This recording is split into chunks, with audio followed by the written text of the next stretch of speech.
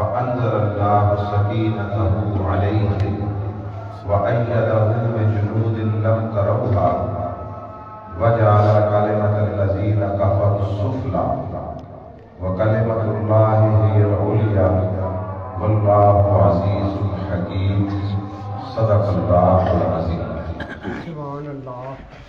معزز حاضرین و ناظرین کرام، بتوفیق الہی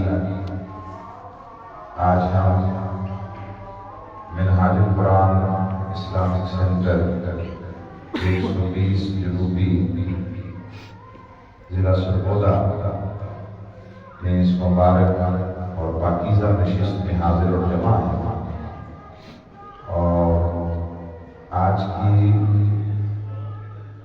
اس نشست میں گفتگو کا عنوان وہ قرآن اور شان و فضیلت سیدنا صدیق اکبر رضی اللہ تعالیٰ عنہ۔ سبحان اللہ، سبحان اللہ۔ اس پر گفتگو کے لیے بتوفیق الہی سورہ توبہ کی آیت نمبر 40 کی تلاوت کی گئی۔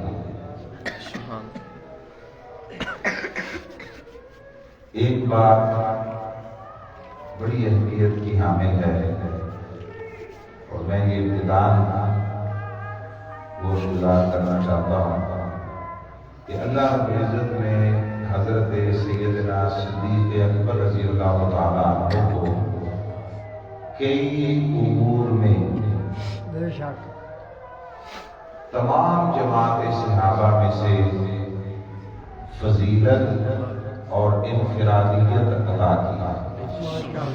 بہت سارے امور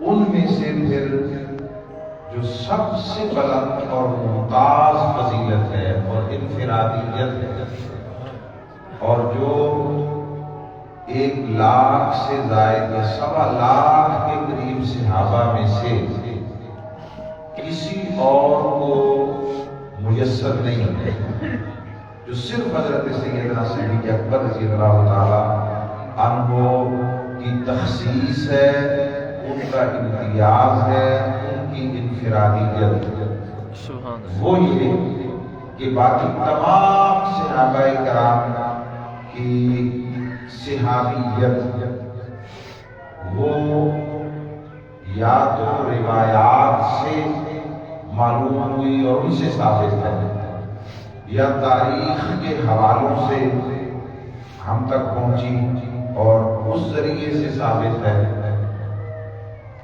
یعنی سادہ لفظوں میں ہر صحابی یا صحابی ہونا وہ مخلوق اور انسانوں کے توسط سے ہمیں پتہ چلا۔ تنہا حضرت سیدنا صدیق اکبر رضی اللہ تعالی عنہ وہ منفرد ذات اور شخصیت ہیں کہ جن کی صحابیت کسی روایت خواہ وہ تاریخی ہو یا شرعی ہو، کسی روایت سے نہیں، قرآن کی آیت سے ثابت ہے۔ سبحان اللہ، سبحان اللہ۔ جن کی شان صحابیت کو اللہ رب العزت نے خود قرآن میں بیان کیا، اور کلام الہی میں ان کے لیے صاحب صحبت یا صحابی ہونا بھی اللہ نے بیان کیا، اور وہ یہی سورہ بقرہ کی آیت نمبر 40 ہے، جس میں اللہ رب العزت اس واقعہ غار ثور کو بیان کرتے ہوئے اپنے محبوب کے قول کو اس کا جز اور حصہ بناتے ہوئے فرماتے ہیں اِذْ يَقُولُ لِصَاحِبِهِ، جب انہوں نے اپنے صحابی سے یہ کہا۔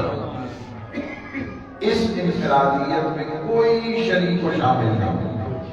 سو اس ابتدائی امتیاز پر مبنی ان کی فضیلت کو بیان کے بعد ہم ان کلمات مقدسہ کا ابتداء لفظی ترجمہ اور مفہوم وہ جان لیتے ہیں۔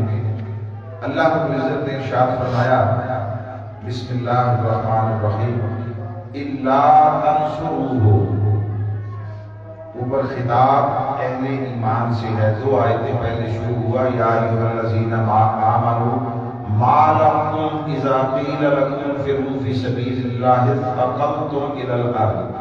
اے ایمان والوں تمہیں کیا ہو گیا ہے کہ جب تم سے یہ کہا جاتا ہے کہ اللہ کی راہ میں جہاد کے لیے نکلو تو تم بوجھل ہو کر زمین کی مادی اور صفری دنیا کی طرف جھک جاتے ہو, تمہارے قدم بوجھل ہو جاتے ہیں. سبحان اللہ. تم خوش دلی کے ساتھ تیزی کے ساتھ اس حکم پر لبیک کہتے ہوئے اٹھتے نہیں ہو, چل نہیں پڑتے ہو جیسے شوق میں ہوتا ہے اپنے شوق میں.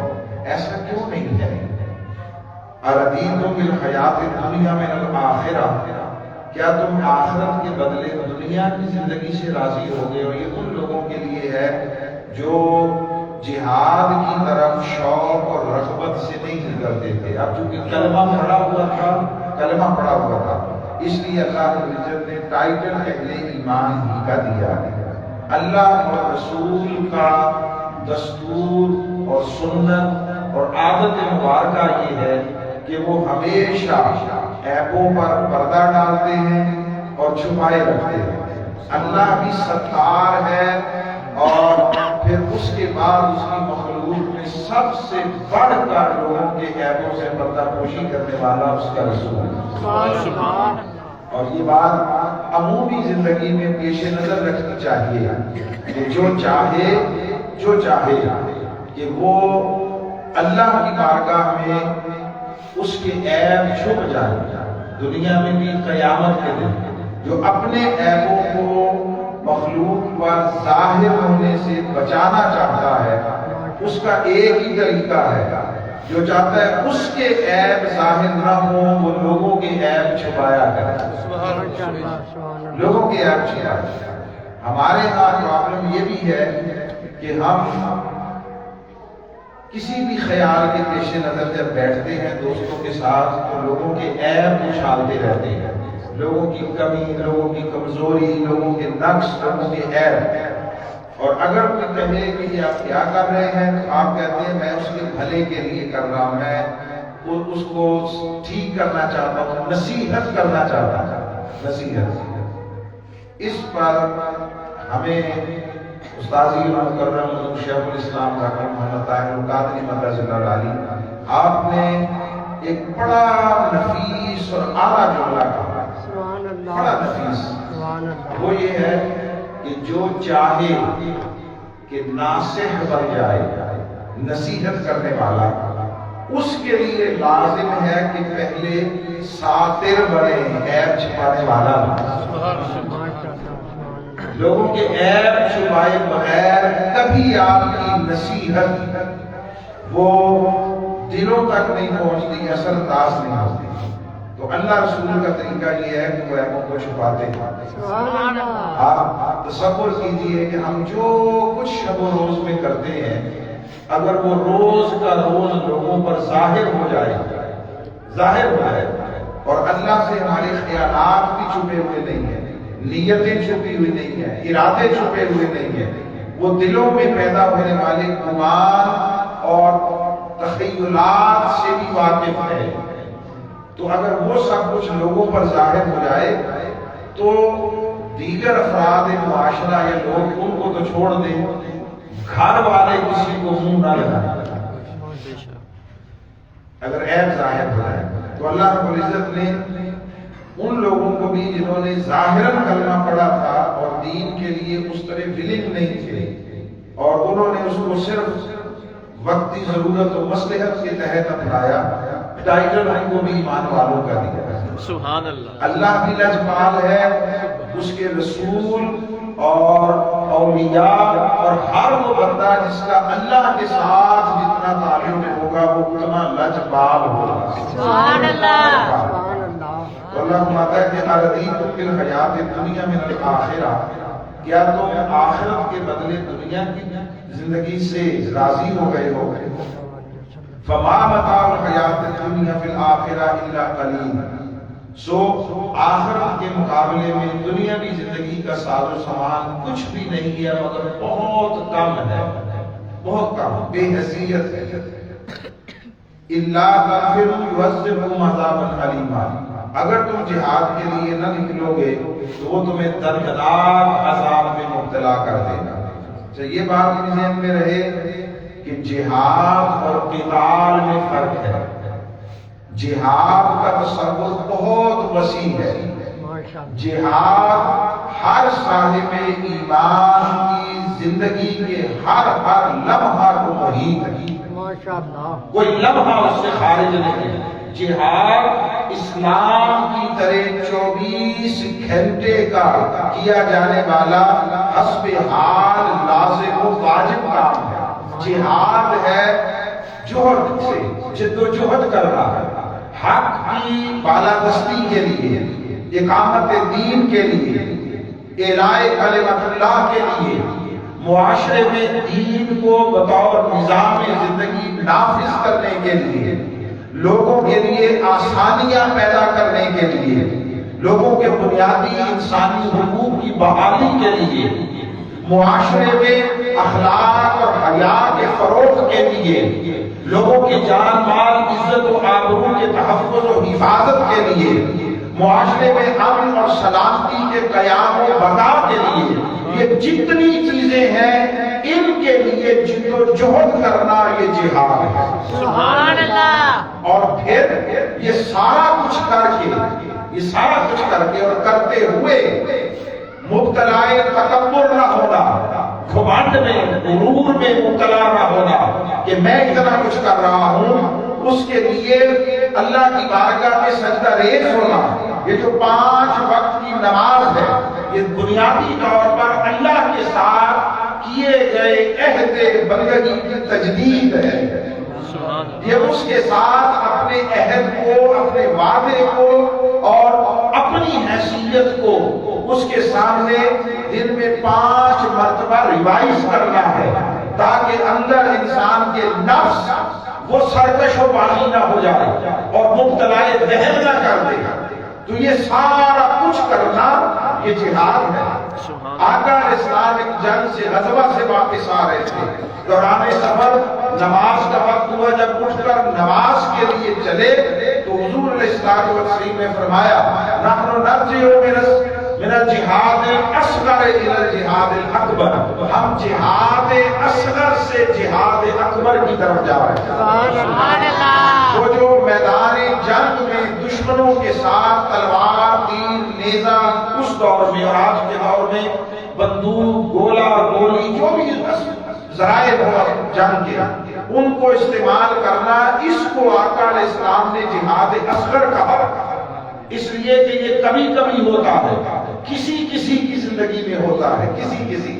اب آج کے دور میں جب زندگی منظم ہو گئی، تہذیبیں مدون ہو گئی اور بہت ساری اس کے لیے حدود متعین ہو گئی، تو اب ہر آدمی اٹھ کر دشمنوں سے میدان جنگ میں مقابلے کے لیے بندوق لے کر نہیں نکلے گا۔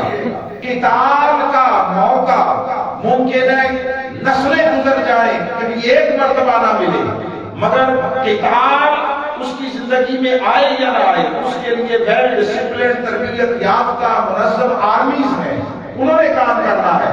قتال ممکن ہے نسل در نسل کسی کی زندگی میں ایک دفعہ بھی نہ آئے، جہاد ہر کسی پر ہر وقت لازم و واجب ہے۔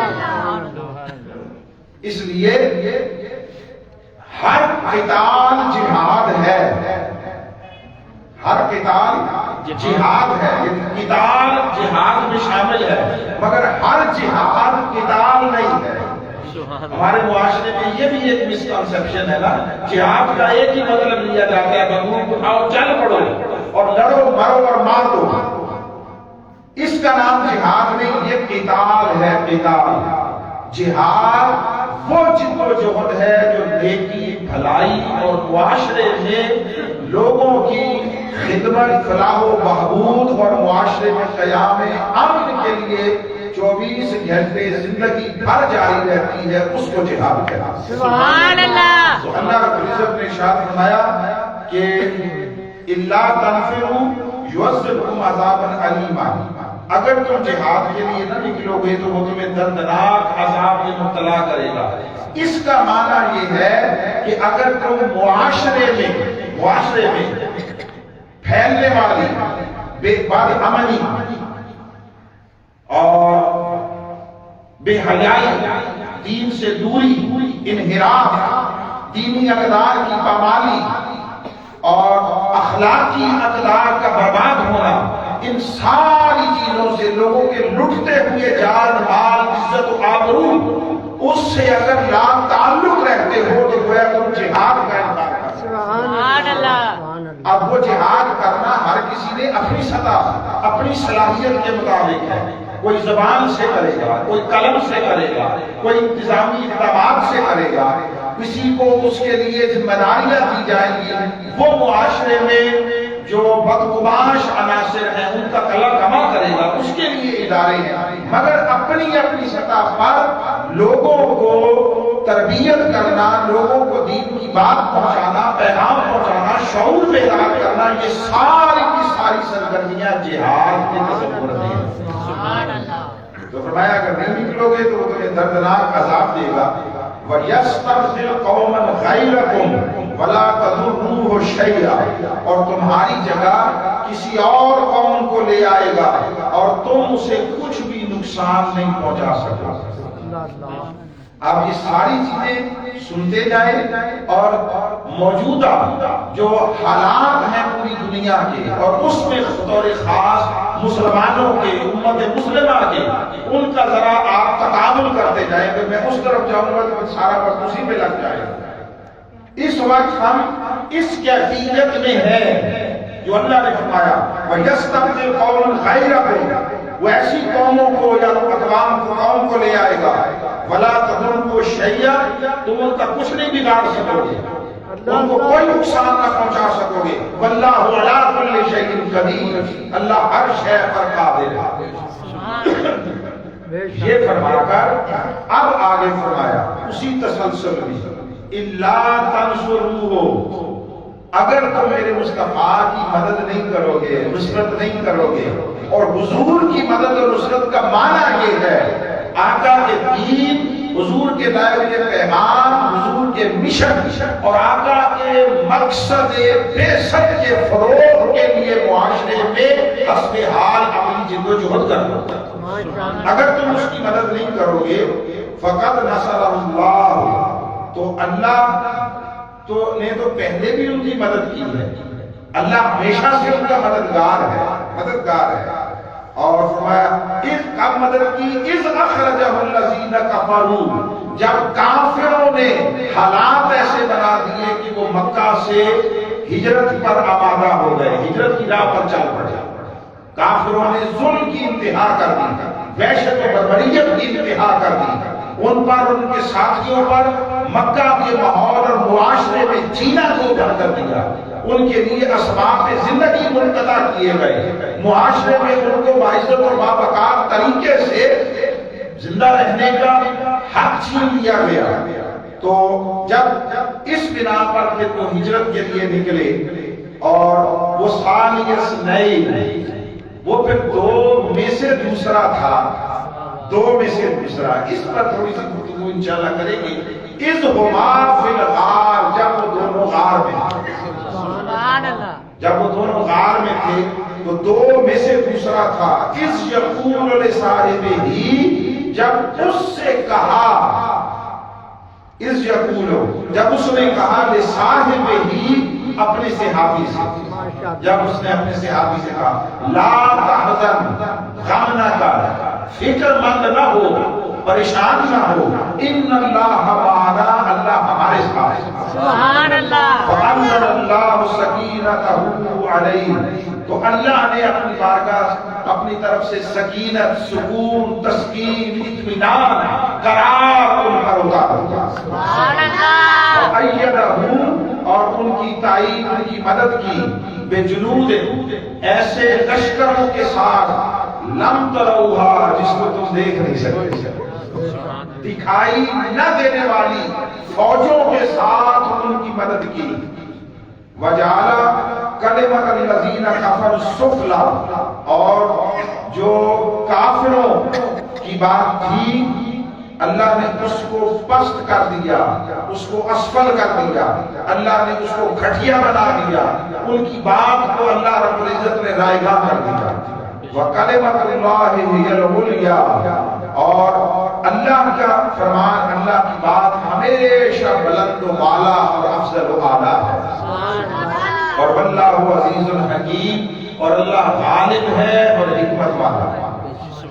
یہ اس آیہ مبارکہ کا لفظی ترجمہ اور مفہوم تھا، کچھ تھوڑے سے پس منظر کے ساتھ جو میں نے آپ کی خدمت میں پیش کیا۔ اب آئیے اس کو ذرا ہم چیدہ چند چیزیں، ویسے تو یہ ایک ہی آیہ مبارکہ ایسی ہے کہ اس پر اگر صبح سے شام تک گفتگو کی جائے تو شان و فضیلت سیدنا صدیق اکبر کا احاطہ نہیں ہو سکتا، اور آپ کے فضائل میں سے پھر یہ بھی ہے اس کے بعد کہ قرآن مجید کی 1 درجن سے زائد آیتیں، لگ بھگ 15 کے قریب آیتیں براہ راست حضرت سیدنا صدیق اکبر رضی اللہ تعالیٰ عنہ کی فضیلت کے بیان میں اتاری سبحان اللہ۔ مگر ہم اپنی گفتگو کو اسی تک رکھیں گے۔ اللہ رب العزت نے ارشاد فرمایا الا تنصروا فقد نصرہ اللہ اذ اخرجہ الذین کفروا، اگر تم میرے محبوب کی مدد نصرت نہیں کرو گے تو اللہ ان کی مدد کرنے والا ہے۔ اور اس نے تب بھی مدد کی جب کافروں نے انہیں ہجرت کے لیے بظاہر مجبور کر دیا۔ اور یاد رکھیے کہ ہجرت فرار نہیں تھا، ہجرت فرار نہیں تھا، ہجرت امت کے لیے قیامت تک قابل عمل سنت کی تشکیل کے لیے قرار کا راستہ، سبحان اللہ، قرار کا راستہ، کہ اگر کہیں پر حالات ایسے ہو جائیں تو آپ وہاں سے ہجرت کر جائیں۔ یہ ہجرت یاد رکھیے جسمانی بھی ہے، جسمانی بھی ہے، اور یہ ہجرت فکری اور نظریاتی بھی ہے، اور یہ ہجرت مکانی بھی ہے، اور یہ ہجرت زمانی بھی ہے۔ کسی جگہ سے دوسری جگہ منتقل ہو جانا یہ جسمانی اور مکانی ہجرت ہے۔ اور ہمارے معاشرے کا المیہ یہ اب جسمانی اور مکانی ہجرت یہ ہر کسی کے لیے پاسبل نہیں رہی، ممکن نہیں رہی۔ آپ اب چاہیں کہ کسی ایک ملک سے اٹھ کر دوسرے ملک میں جا کر سیٹل ہو جائے اپنے زمین پر، تو اس کے لیے جتنی ریکوائرمنٹس ہیں وہ ہر شخص پوری نہیں کر سکتا۔ اب ظاہر ہے کہ وہ اس میں نیشنلٹی کے مسائل سے لے کر ویزا اور یہ سارا جو جسمانی اور مکانی ہجرت ہر کسی کے لیے ممکن نہیں ہے، اس کے لیے حدودیاں آ گئی، مگر ذہنی، فکری، نظریاتی ہجرت یہ ہر ایک کے لیے وہ حسب حال ضروری ہے کہ جب آپ دیکھیں کہ میں نے جس فکر اور نظریے پر ساری زندگی بسر کی ہے وہ غلط ہو گیا ہے، وہ اب مجھے پتا چل گیا وہ درست نہیں ہے، تو غلط فکر اور نظریے کو چھوڑ کر عمدہ، نفیس اور مبنی پر حق نظریے کو اپنا لینا یہ ہجرت، سبحان اللہ، ہجرت ہے۔ ہماری ہاں انائیں اتنی زیادہ طاقتور ہو گئی ہے، ہماری ناک اتنی زیادہ پختہ اور مضبوط ہو گئی ہے، اور ہماری میں وہ اتنی زیادہ طاقتور ہو گئی ہے کہ ہم صرف معاشرے میں اس بنا پر کہ کل تک یا آج تک میں اس نظریے کے ساتھ کھڑا تھا، ہر چند کہ پتہ چل گیا کہ حق کیا ہے، درست کیا ہے، مگر اس حق کی طرف ہجرت نہیں کرتے کہ لوگ کیا کہیں گے۔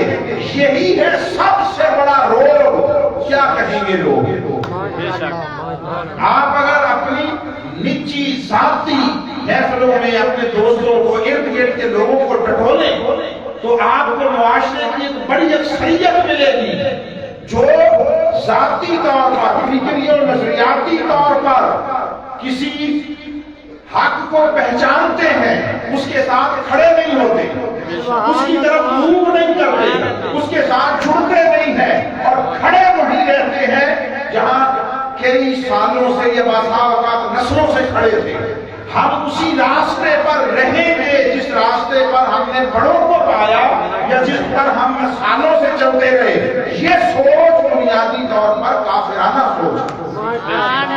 نعرہ تکبیر، اللہ اکبر، نعرہ رسالت، نعرہ حیدری۔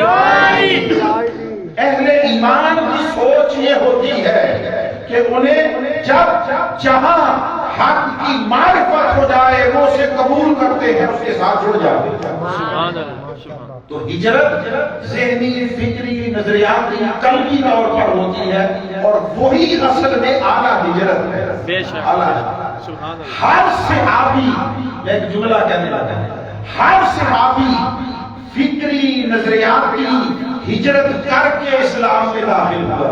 سبحان اللہ۔ ہر صحابی وہ دیکھیے، اگر ان میں سے کوئی بت پرست نہیں بھی تھا، ایسے بھی تھے جو بت پرست نہیں تھے، مگر انہیں حق کی معرفت تو نہیں تھی، ان تک پیغام اور دعوت نہیں پہنچی تھی، ان پر اللہ رب العزت کی طرف سے پیغام ابھی نہیں پہنچا تھا، تو وہ جہاں بھی تھے، جب حضور نے آ کر دعوت حق دی تو وہ جہاں کھڑے تھے ذہنی طور پر اس جگہ کو چھوڑ کر حضور کی دعوت کو قبول کر کے حضور کے ساتھ جڑے۔ یہ ہجرت تھی۔ سبحان اللہ۔ اصل ہجرت یہ ہے۔ اور دیکھیے ذرا ان صحابہ کی عظمتیں تو آپ بیان کرتے ہیں نا، ذرا میں ایک نیا اینگل دینے لگا۔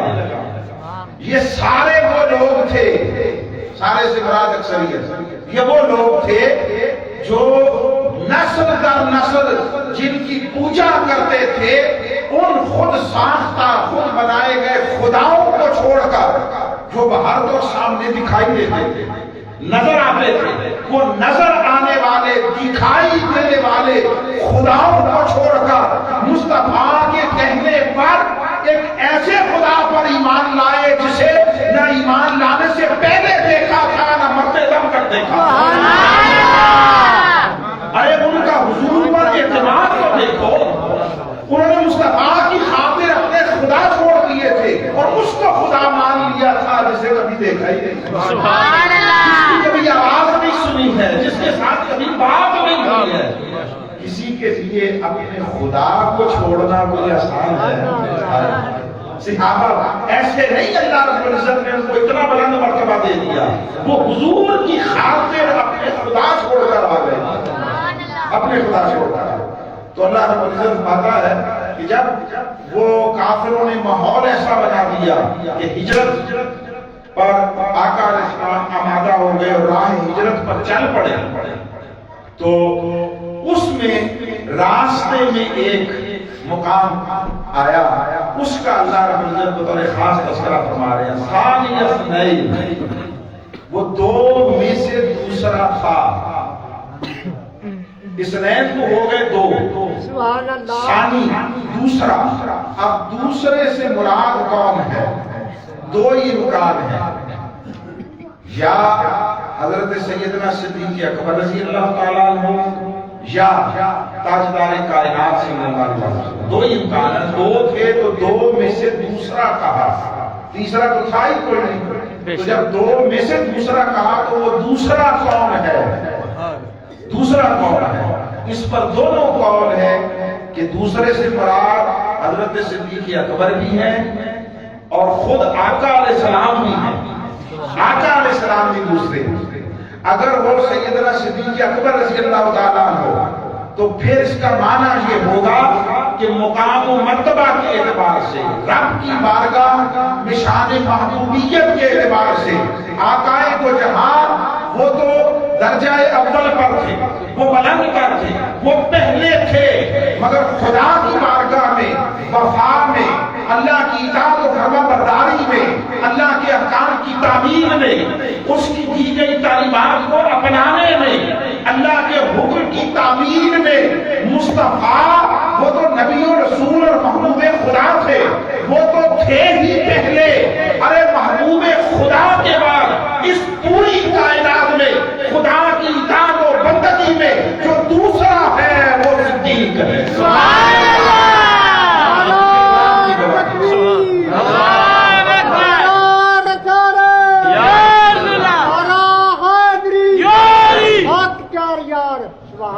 یہ قرآن کی گواہی ہے۔ آپ ذرا اندازہ کر لیں کہ آقا علیہ السلام کی ذات تو اللہ کے بعد مخلوق میں تمام مخلوقات میں سے اول ہے، تمام انبیاء پر اول ہے۔ حضور کی اولیت انبیاء پر ہے، حضور کی اولیت رسولوں پر ہے، حضور کی اولیت ملائکہ پر ہے، حضور کی اولیت کل کائنات اور اس کی جملہ مخلوقات پر ہے۔ تو حضور تو اول ہیں ہی، مگر اللہ گواہی دے رہا ہے کہ لوگوں محبوب کا درجہ اول ہے۔ اس اول کے بعد میری نگاہ میں جو ثانی دوسرا ہے وہ ابو بکر ہے۔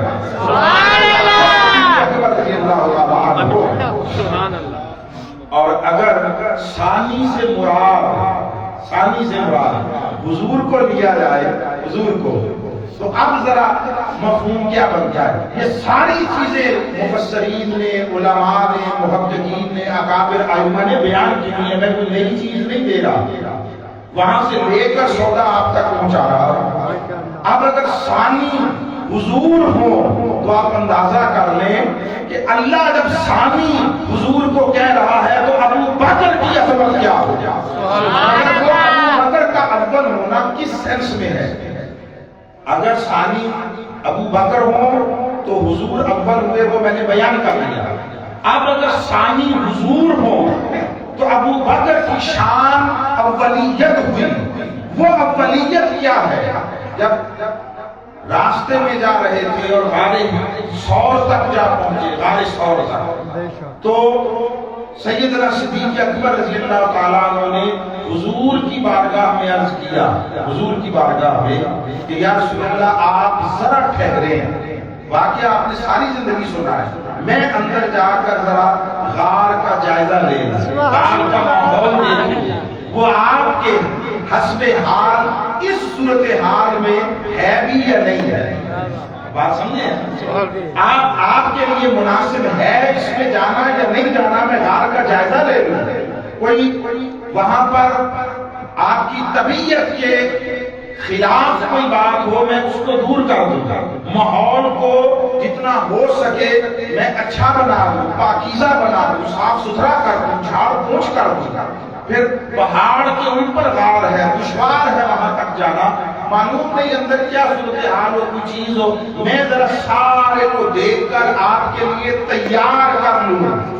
اس حالت سفر اور اس حالت غریب الوطنی میں آپ کے حسب حال جتنا میرا بس ہے میں اس کو ٹھیک کر لوں۔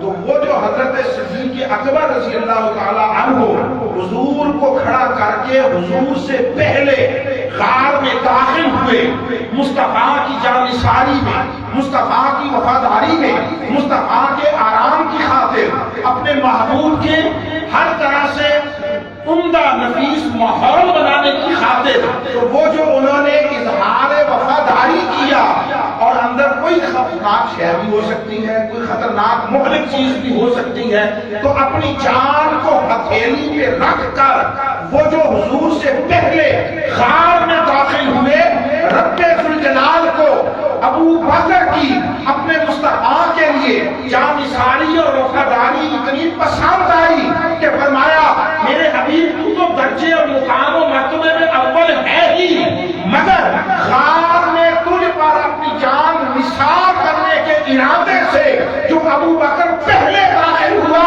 اس کی وفاداری کل مخلوقات میں تیرے لیے اول ہے۔ ابو بکر اول ہے، جانثاری میں ابو بکر اول ہے، وفاداری میں ابو بکر اول ہے، اپنا سب کچھ مصطفیٰ پر لٹانے میں ابو بکر اول ہے۔ تو اس اعتبار سے چونکہ حضور بعد میں غار میں داخل ہوئے تو ثانی مصطفیٰ کو کہا، ثانی مصطفیٰ کو کہا، اور ابو بکر کو اول قرار کرا، سبحان اللہ، اول قرار کرا۔ اور یہ راستہ بھر بھی حضرت ابو بکر کا صدیق اکبر رضی اللہ تعالیٰ عنہ کا معمول رہا۔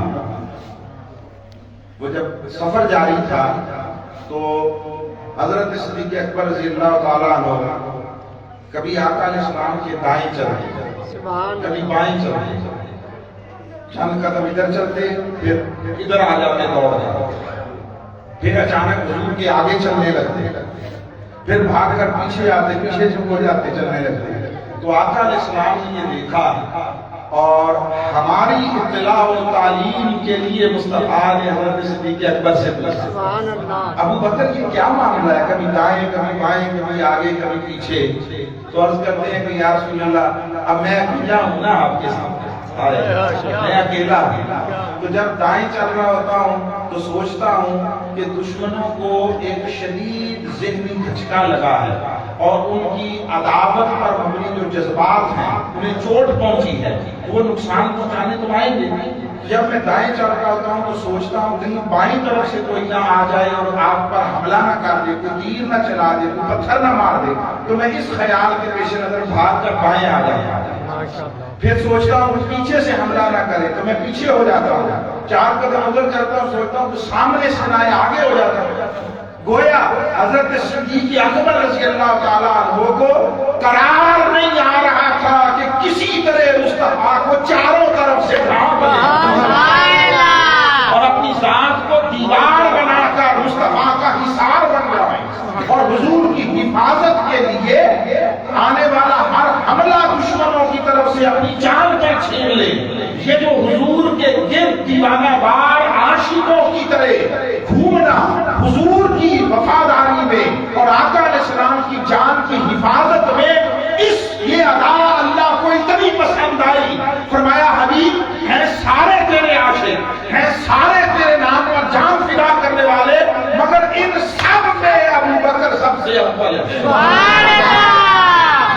حضرت ابو بکر کی اولیت وفا میں ہے، حضرت ابو بکر کی اولیت جان نثاری میں ہے۔ تو ثانی اثنین، وہ دو میں سے دوسرے تھے، اذ ہما فی الغار، جب وہ دونوں غار میں تھے، غار میں تھے۔ اور میں اس میں بہت ساری لغوی بحثیں چھوڑ رہا ہوں حسب حال، تاکہ ہر کسی کے لیے بات قابل فہم اور آسان ہو، لغوی بحثیں چھوڑ رہا ہوں۔ اب جو فرمایا اذ ہما فی الغار، یہ قرآن مجید کا انتہائی منفرد اور غریب مقام ہے۔ غریب، اچھا غریب سے مراد جو ہمارے معاشرے میں ہے وہ غریب نہیں ہوتا، یعنی جیسے پلے کچھ نہیں وہ غریب نہیں۔ عربی میں غریب کہتے ہیں انتہائی منفرد، ممتاز، جدا گانا شہر، جدا گانا۔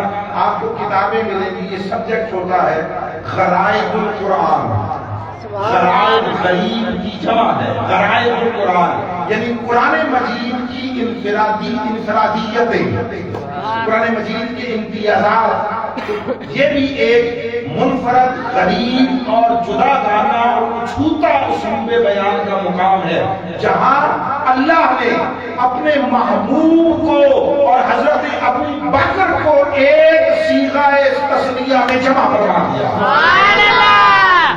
بلا منہ ایسا نہیں ہوتا، بلا منہ ایسا نہیں ہوتا، قرآن و سنت کا اسلوب یہ نہیں ہے، مگر اور دیکھیے جب اس کا معنی یہ ہے ہما، وہ دونوں، اب یوں بھی ہو سکتا تھا کہ حضور کو الگ ذکر کرتا اللہ اور حضرت ابو بکر کا ذکر الگ کرتا، وہ بھی فضیلت ہوتی، وہ بھی، مگر اللہ نے اس فضیلت کو گویا بلندیوں کی انتہا تک پہنچا دیا حضرت ابو بکر کے لیے، صدیق اکبر کے لیے، جب کہا اذ ہما، ایک لفظ میں دونوں کو اکٹھا کر دیا۔ لوگوں، نبوت اور رسالت میں تو کوئی شریک و شامل نہیں ہو سکتا، مگر فرمایا نبوت اور رسالت کو چھوڑ کر باقی جو کچھ مصطفیٰ کو عطا کیا اس میں سے حصہ ابو بکر کو عطا کیا۔ رب کی بارگاہ سے جو فیض ملا، رب کی بارگاہ سے جو مصطفیٰ کو قدر و منزلت ملی اور اللہ کی بارگاہ سے جو مصطفیٰ پر انعامات و احسانات ہوئے ان سب میں حسب حال حسب مرتبہ صدیق اکبر کو شریک کو شامل کرنا. سبحان اللہ. اور ممکن ہے بعض لوگوں کے لیے یہ بات ذرا عجیب تر ہو کہ اچھا حضور کو جو کچھ ملا اس میں حضرت ابو بکر کو شامل کیا. ہاں یہ تو حضرت صدیق اکبر رضی اللہ تعالیٰ عنہ کی بات ہے. آقا علیہ السلام فرماتے ہیں مجھے اللہ نے کوئی نعمت ایسی عطا نہیں کی جس میں سے حصہ میری امت کو نہ عطا کیا. سبحان اللہ. کوئی نعمت ایسی نہیں. تو صحابہ کے آقا علیہ السلام تربیت بھی فرماتے, حوصلہ افزائی بھی فرماتے, اس بنا پر وہ سوال کرتے. تو کسی نے سوال پوچھ لیا, یا رسول اللہ آپ پر تو اللہ اور اس کے فرشتے صلاۃ بھیجتے ہیں. سوال ہے. حضور نے فرمایا کوئی نعمت ایسی نہیں جس میں میری امت میں کے لیے حصہ نہ ہو. تو آپ پر تو اللہ اور اس کے فرشتے صلاۃ بھیجتے ہیں. اللہ نے آیت اتار دی, اللہ نے آیت اتار دی کہ ہوا یصلی علیکم وملائکتہ لیخرجکم من الظلمات الی النور. سبحان اللہ. غلاموں, اول درجے میں صحابہ اور دوسرے درجے میں قیامت تک آنے والے تمام اہل ایمان سن لو, میں اللہ اور میرے فرشتے تم پر بھی درود بھیجتے ہیں, صلاۃ بھیجتے ہیں. مصطفیٰ پر صلاۃ بھیجنا اس کا طریقہ اور درجہ اور ہے, امت پر صلاۃ بھیجنا اس کا طریقہ اور درجہ اور ہے. جب مصطفیٰ پر بھیجتا ہے تو حضور کے درجات کو بلند کرتا ہے. جب مصطفیٰ پر صلاۃ بھیجتا ہے تو حضور کو اپنے اور قریب کر لیتا ہے. جب مصطفیٰ پر صلاۃ بھیجتا ہے تو اپنے انعامات و احسانات میں اور وسعت پیدا کر دیتا ہے. اور جب اہل ایمان پر صلاۃ بھیجتا ہے تو ان کے ایمان کو اور نکھار دیتا ہے, ان کو اور زیادہ اپنی طرف توجہ اور رغبت عطا کرتا ہے. جب اہل ایمان پر صلاۃ بھیجتا ہے تو ان کو نفس پرستی, دنیا پرستی, مال طلبی اور نفسانی خواہشوں کی ظلمتوں اور اندھیروں سے نکال کر اپنی محبت اور معرفت اور اپنی قربت کے اجالوں میں لے کر جاتا ہے. سبحان اللہ. سبحان اللہ. ایک بات میں یہ اس کے ذہن میں تعویل و تعبیر کے درجے میں عرض کرنا چاہتا ہوں. اب وہ کیا ہے, جب اللہ اہل ایمان پر درود بھیجتا ہے تو میں نے کہا کہ وہ ان کو پاک کرتا ہے, ظلمتوں سے نکالتا ہے, اندھیروں تاریکیوں سے نکالتا ہے اور نور کے ساتھ لے جاتا ہے, نور کے ساتھ جوڑتا ہے. کیا معنی؟ اس کا مرادی معنی یہ ہے اللہ جس جس صاحب ایمان پر صلاۃ بھیجتا ہے اسے مصطفیٰ کے قریب کرتا رہتا ہے. سو جسے زندگی میں جتنی زیادہ مصطفیٰ پر درود پڑھنے کی توفیق نصیب ہو جائے, جتنا زیادہ اللہ کی اطاعت و فرما برداری کی توفیق نصیب ہو جائے, وہ سمجھے میرا رب مجھ پر کرم کرتے ہوئے اندھیروں سے نکال کر نور, انوار نہیں ہے, پورے قرآن میں نہیں ہے, کہیں پر نہیں کہا کہ یخرجکم من الظلمات الی الانوار, تمہیں اندھیروں سے نکالتا ہے اور روشنیوں میں لاتا ہے, یہ کہیں نہیں کہا. ظلمتوں کو, اندھیروں کو ہمیشہ جمع کہا, نور کو ہمیشہ واحد کہا. اس کا معنی یہ ہے کہ لوگوں نور کا سلسلہ ایک ہی ہے, نور ایک ہی ہے, نور ایک ہی ہے. تو اس نور سے مراد درجہ اول میں ذات مصطفیٰ اور حقیقت محمدی. سبحان اللہ. تو فرمایا دونوں تھے. اللہ نے اپنے محبوب کو عطا کی جانے والی فضیلتوں میں ابو بکر کو شامل کیا. اس یقول لصاحبہ, جب وہ اپنے صحابی سے یہ کہہ رہے تھے لا تحزن, غم نہ کر. عام اردو دان طبقے کے لیے یہ بات ہے, اور وہ یہ ہے کہ یاد رکھیے دو لفظ ہوتے ہیں, ایک خوف ہے, ایک حزن ہے, عربی میں استعمال ہوتے ہیں. آپ قرآن مجید میں کئی مقامات پر پڑھیں گے. مثلا کہا الا ان اولیاء اللہ لا خوف علیہم ولا هم یحزنون, خوف اور حزن ان سے اٹھا لیا جاتا ہے. حضرت ابو بکر کے لیے جب حضور فرما رہے تھے تو یہ نہیں فرمایا لا تخف, ابو بکر خوف نہ کر, ابو بکر نہ ڈر, یہ نہیں کہا، فرمایا لا تحزن، غم نہ کر۔ سادہ بات یہ ہے، خوف اپنی ذات کے لیے اندیشے کو کہتے ہیں، اور حزن و غم اپنے لیے نہیں کسی اور کے لیے کہتے ہیں۔ آپ کہتے ہیں کسی کا کوئی عزیز فوت ہو گیا ہو تو آپ کیا کہتے ہیں کہ بہت غم زدہ ہے، ایسا ہی ہے نا؟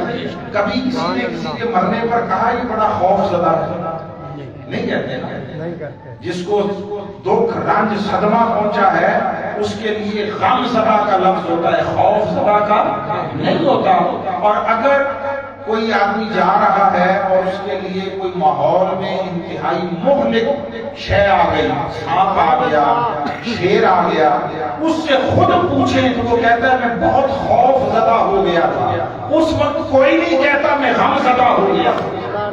تو خوف اپنی ذات کو نقصان پہنچنے کے اندیشے کو کہتے ہیں، غم اپنے نہیں کسی اور کے لیے جو نقصان پہنچنے کا اندیشہ ہے اس خیال کو غم کہتے ہیں۔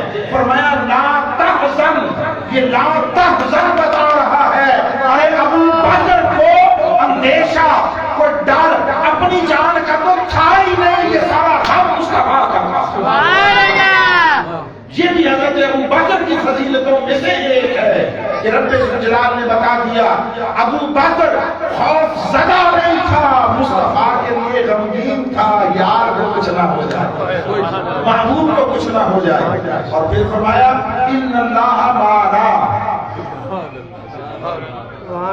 یہ نہیں کہا کہ ابو بکر میرا غم نہ کر، ان اللہ معی، اللہ میرے ساتھ ہے، تم میرا غم جو کرتے ہو میرا رب میرے ساتھ ہے۔ نہیں، جب معیت الہیہ کی بات ہوئی، اللہ کے ساتھ ہونے کی بات ہوئی، تو غم تو ابو بکر کو سارا مصطفیٰ کا تھا، مگر آقا نے معیت خدائی، معیت الہیہ، اس کو صرف اپنے لیے نہیں کہا، فرمایا ان اللہ معنا، میرے ابو بکر خدا جیسا میرے ساتھ ہے ویسا تیرے ساتھ ہے۔ سبحان اللہ۔ معیت میں، معیت الہیہ میں حضور نے ابو بکر کو اپنے ساتھ شریک کو شامل کر دیا۔ سبحان اللہ، سبحان اللہ۔ اور پھر اس ذیل میں اس کو جنے اگلے کو بھی ساتھ ملا لیتے ہیں۔ فرمایا جب آقا علیہ السلام نے یہ فرمایا تو کہ اللہ ہمارے ساتھ ہے، پھر اللہ نے کرم کیا، فَأَنزَلَ اللَّهُ سَكِينَتَهُ عَلَيْهِ،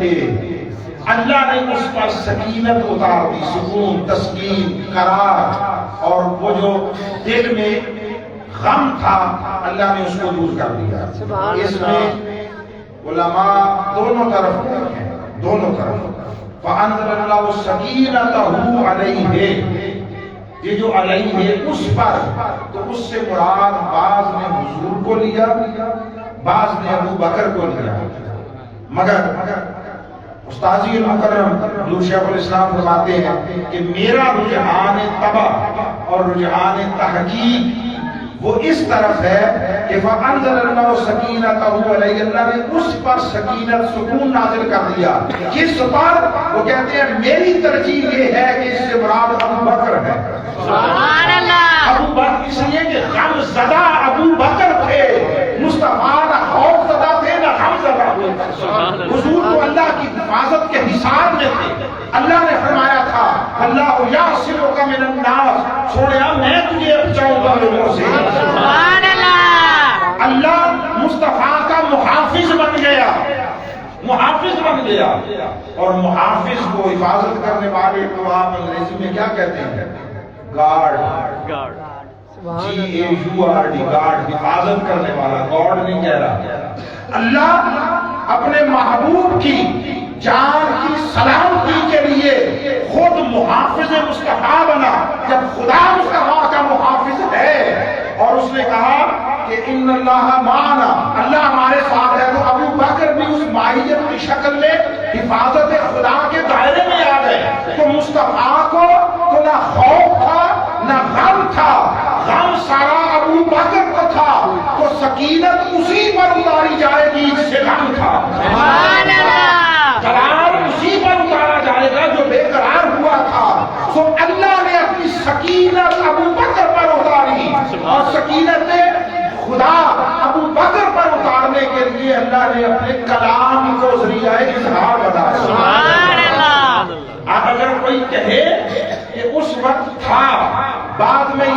چھن گئی یا بعد میں ابو بکر اس حال پر قائم نہ رہے تو یہ الزام یا یہ انگشت نمائی ابو بکر پر نہیں ہے، قدرت الہیہ پر،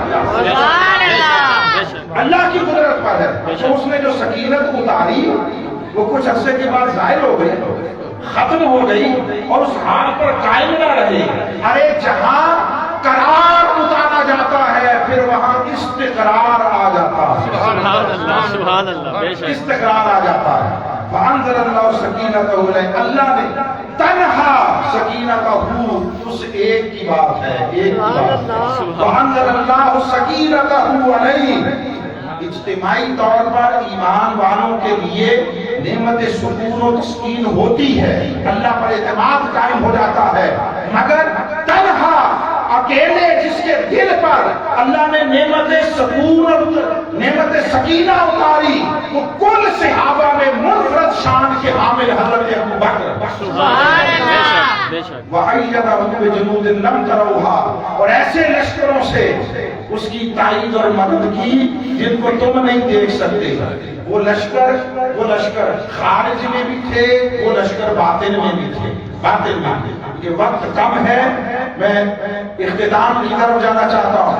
اس حال میں جب وہاں تھے تو کافر ڈھونڈتے ڈھونڈتے اس غار کے دہانے تک آ گئے۔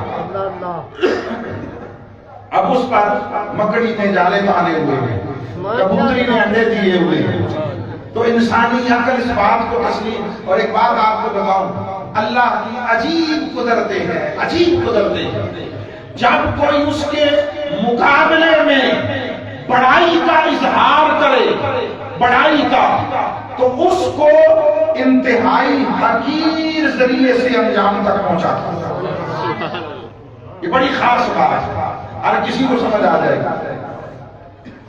ایک خدائی کا دعویٰ کیا فرعون نے تو اللہ نے پانی جیسی نرم شے میں بہا کر مٹا دیا، پتھر نہیں برسائے۔ اچھا اس کو ان میں سے بھی کسی شے کی ضرورت نہیں، وہ ایک اسرائیل بھیجے کام تمام ہو جائے گا، لیکن یہ اس کی حکمتیں ہیں۔ پانی جیسی نرم، اسی پانی میں سے موسیٰ کو نکال لیا، فرعون کو ڈبو دیا۔ اس سے بھی زیادہ عجیب بات، نمرود نے خدائی کا دعویٰ کیا۔ نمرود نے چاہتا آسمان سے ستارے گرا دیتا، ایک مچھر ناک میں گھسیڑ دیا۔ دعویٰ خدائی کا ایک حقیر سے مچھر کے ذریعے عبرت ناک انجام تک پہنچا دیا۔ ابرہا کا لشکر ہاتھی لے کر آیا کعبے کو گرانے کے لیے، کعبے تو چاہتا ان ہاتھیوں سے بڑے ہاتھی یا کوئی اور مخلوق پیدا کر دیتا، اللہ کے لیے کوئی دشوار نہیں ہے، ٹھیک ہے، اس سے بڑے ہاتھی پیدا کرتا، بڑے جانور بھیج دیتا، آسمان سے بھیج دیتا۔ ذرا اس کی حکمتوں کا جائزہ لینا، قدرتوں کا۔ اتنا بڑا ہاتھی اور اتنا سا ابابیل، چڑیا سے چھوٹا ابابیل، اب اس کی چوٹ اس کے پنجے میں کتنے پتھر اور کنکر آئے ہوں گے، کس سائز کے۔ ارے ابرہا اور دشمنوں اور خدائی کا دعویٰ کرنے والے متکبروں کو حقیر ذریعوں سے ان کے عبرتناک انجام تک پہنچاتا ہے۔ وہ کافر مکہ کے مصطفیٰ کو ڈھونڈنے آئے، وہاں غار میں بیٹھے ہیں، چاہتا غار کے آگے پتھر کھڑا کر دیتا، غار کا منہ بند کر دیتا، نہیں، اس کے آگے مکڑی کا جالا ڈالا۔ قرآن یہ کہتا ہے ان اوہن البیوت لبیت العنکبوت، سب سے کمزور گھر اس کائنات میں مکڑی کا گھر ہے۔ اس کمزور کے ذریعے کافروں کو اس نے نامراد کیا، مصطفیٰ کی حفاظت کا سامان کیا۔ حضرت ابو بکر نے اس وقت کہا کہ یا رسول اللہ یہ اوپر کھڑے اگر انہوں نے اپنے پاؤں کی طرف ایسے کر کے دیکھ لیا تو ہم نظر آ جائیں گے۔ اب آقا علیہ السلام نے فرمایا ابو بکر ایسے کھڑے تھے نا، اگر یہ ادھر سے آئیں گے ہم ادھر نکل جائیں گے۔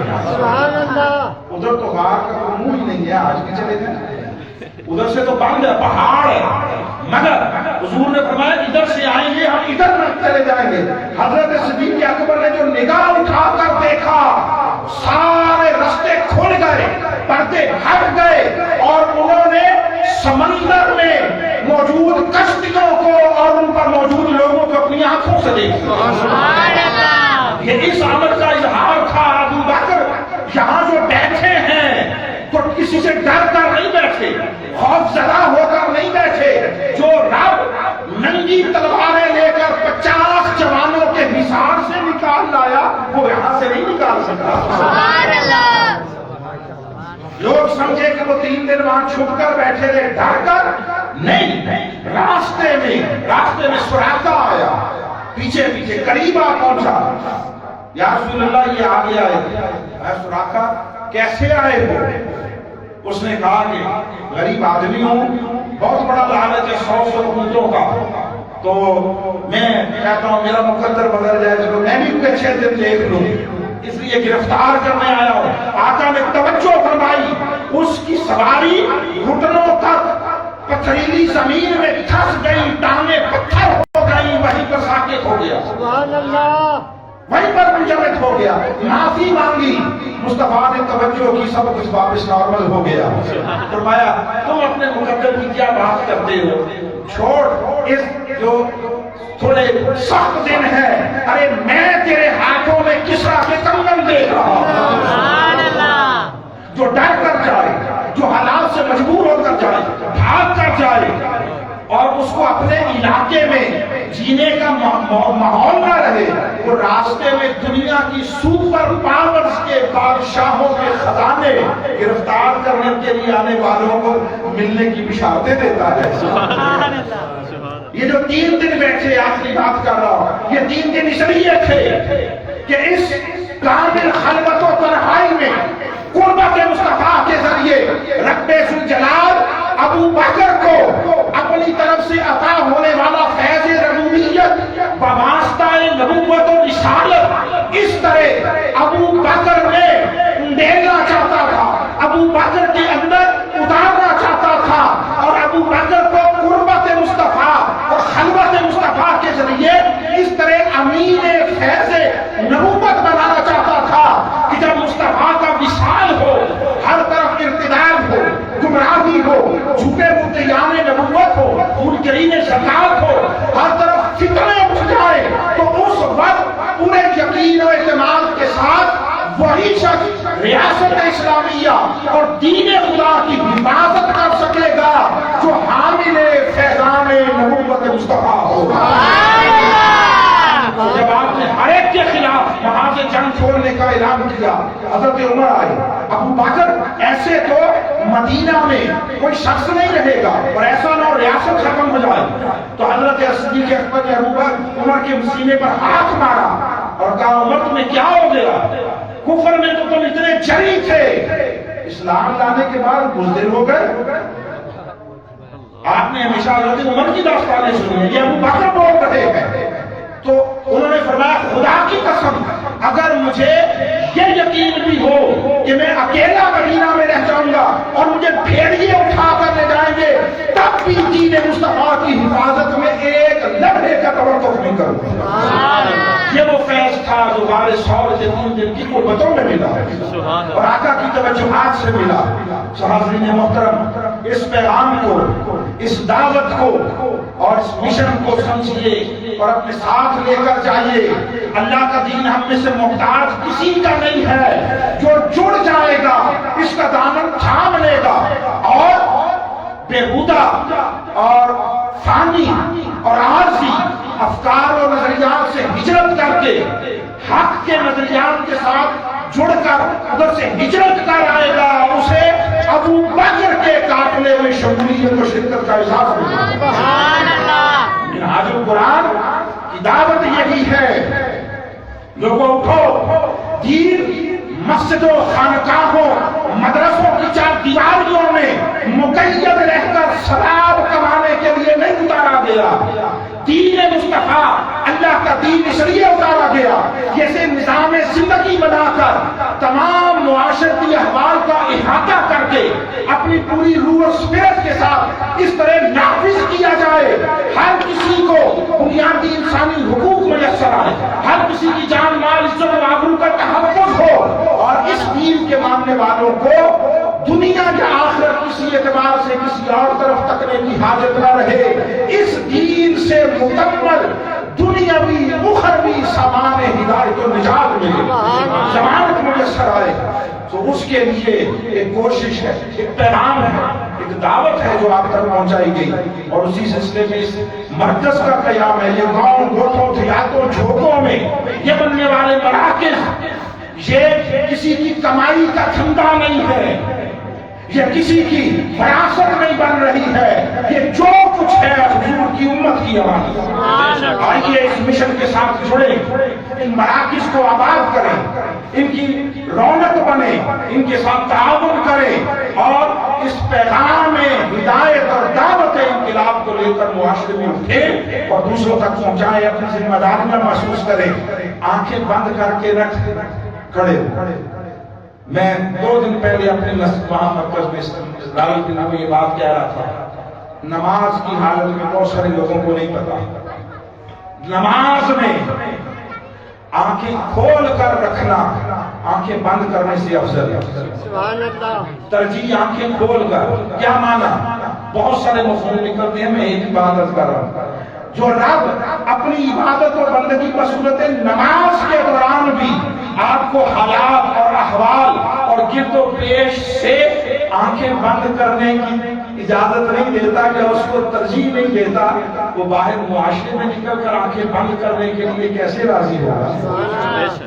ہمارے یہاں اللہ والے کا تصور یہ ہے، کسی محلے میں جاؤ پوچھو اللہ والا کوئی ہے اس معاشرے میں، ہر کوئی کسی پہ کسی نے نام لے گا، اب سن لو اس سے پوچھو کیوں آپ نے اسے کہا اللہ والا ہے، ایک ہی بات کہی جائے گی، وہ ہر وقت ذکر کرتا رہتا ہے، تسبیح کرتا رہتا ہے، نماز نفل پڑھتا رہتا ہے، تلاوت کرتا رہتا ہے، کسی کے اچھے برے کے ساتھ کوئی اس کا سروکار نہیں، باہر کچھ ہو جائے وہ کسی میں آتا ہی نہیں ہے، کسی کی بات میں بیٹھ کر اندر اللہ اللہ کرتا رہتا ہے۔ ایسا اللہ اللہ کر کے اللہ والا بننے کا کوئی تصور کل قرآن و سنت میں مجھے نہیں ملا۔ وہ کیسا اللہ والا جو اللہ کی مخلوق سے بے نیاز ہے، ان کے دکھوں تکلیفوں مشکلات اور پریشانیوں سے آگے بڑھ کیے، کسی خلوت گاہ میں بیٹھا ہو، نکل کر خانقاہوں سے رسم شبیری ادا کرنے سے دین بطور نظام غالب آتا ہے، نافذ آتا ہے، یہ مقصود بے ست مصطفیٰ۔ اللہ رب العزت ہمیں دین کا فہم اور عمل کی توفیق عطا فرمائے، اس مسجد کو، اس مرکز کو اللہ ہمیشہ آباد رکھے، سلامت رکھے۔ وما علینا الا البلاغ المبین۔ اگلا جمعہ المبارک انشاءاللہ ہمارے بہت عظیم اسکالر مفتی ملک محمد اعجاز قادری صاحب وہ اس میں خطاب فرمائیں گے، زیارت حرمین شریفین اور عمرہ کی ادائیگی کے بعد یہ ان کا پہلا جمعہ ہوگا۔